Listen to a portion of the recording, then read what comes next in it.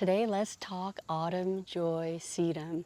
I think it's one of the plants that gets underappreciated.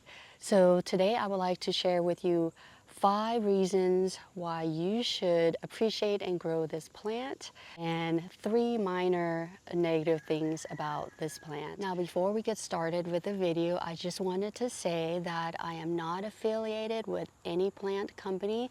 This is just a plant that I think you should grow in your garden if you have not grown it, or if you are growing it, maybe you can grow more of it after this video. So the first reason why you should grow this plant is that it offers 4 seasons of interest.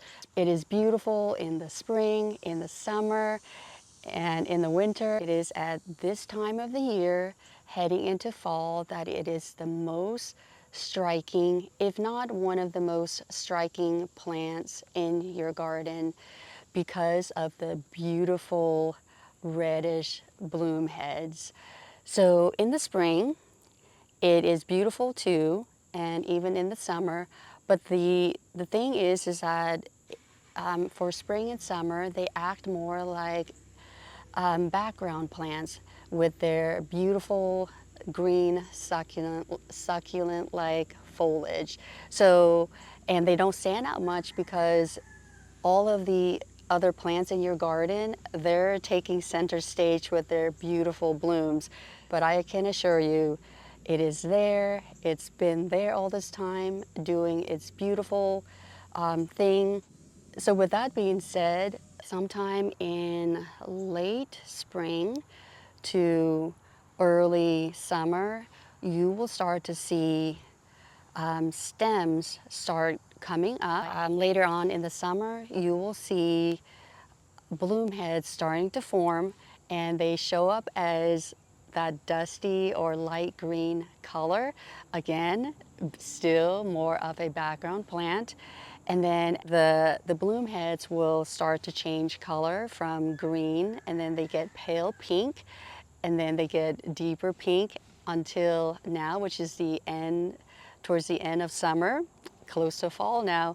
You'll get some blooms starting to look muted, dusty, however you want to say it, red color. And then as you know, as we're getting into fall, towards the end of fall, you will see the bloom heads getting darker and darker. And then in the winter, of course, you're going to get the dark burgundy-like color along with the stems. So the blooms and the stems are pretty much the same color. The second reason why you should appreciate and grow Autumn Joy Sedum is that it's very low maintenance. That means that there's not any pest pressure. If it is, it's very minimal. I don't see deer grazing on it. I haven't noticed any other insects biting on the foliage. I'm pretty sure there are something which I don't know of. So in other parts of the growing zones, it may be different, but in my growing zone of 8A, I haven't noticed any bug attacking the plant. Also, they require really minimal water, so they can go through periods of no water, so that means that they are drought tolerant. As far as soil goes, it does not like to be fertilized, so I don't fertilize it. Whatever it gets from the garden is whatever it gets. So it's a plant that likes to be left alone. It does like full sun, so if you are in my growing zone where we get intense sunlight, it still does well. So that's a good thing if you don't have a shady spot in your garden. The third reason why you should appreciate and grow this plant is that it attracts pollinators, butterflies and bees. It's too bad that I don't see any this morning to show you, otherwise I would show you.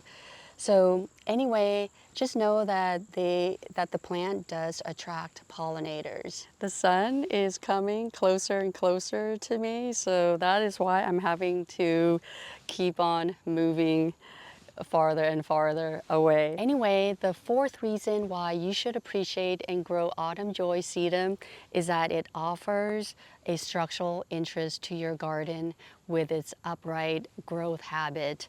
And I just like that about plants. So if you would like to have plants that stay upright, then Autumn Joy Sedum might be one of the plants that you can grow in your garden. All right, number 5. So the fifth reason why you should grow Autumn Joy Sedum is that it's so easy to propagate. I started off with 3 plants when I did not know better, but after learning that it could be propagated so easily, I stopped buying it and just propagate some each year. And I would recommend, if you would like to get more plants, spring is a great time to propagate more of the Autumn Joy Sedum. So this year I propagated 7, and this is one of them. So what I did was pinch the top growth in the spring, and I will remove most of the leaves and leaving maybe 2 or 3, and I just stick it in the ground. You can stick it in a container. This was propagated in early spring. It has put on good growth, but as you can see, it is still small. It takes a while for it to get bigger. I would give it a good full year. So this time next year, it should get some good size. So that's why I recommend to do it in the spring and not do it now, just because I've never done it and I don't know that how it will do in the winter. So this was a propagation from last year. So you can see how big that it has gotten. So with the one that I showed you, it should put on some good growth by the 1-year mark. So look at that. So this is what you could expect. I believe this is one of the original plants, and I think it's been here, I would say 4 to 5 years now. So in 4 to 5 years, it could look as lush and full and as big as this one. You can see there's a pollinator right there. I do not know what it is. It does not look like a bee. I don't know. It's a kind of wasp. So there you go. It's liked by a wasp or some kind of insect there as well. So yeah, so look how big this is. I would say it's a good 2 to 3 feet in height and the same in width. And depending on your growing zone, other conditions, yours could be bigger or smaller. So far I've only mentioned all the good things about this plant, why you should appreciate it, and why you should grow it. So now let's talk about some negative things about this plant.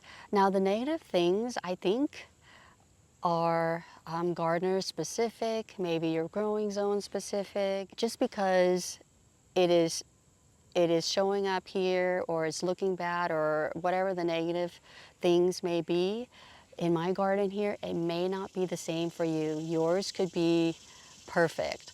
You might not have any negative things at all. So the first negative thing is something that I just noticed this year. So I started noticing some die off of the leaves, and it's only in a particular area, and it's pretty much the farthest away from my garden hose.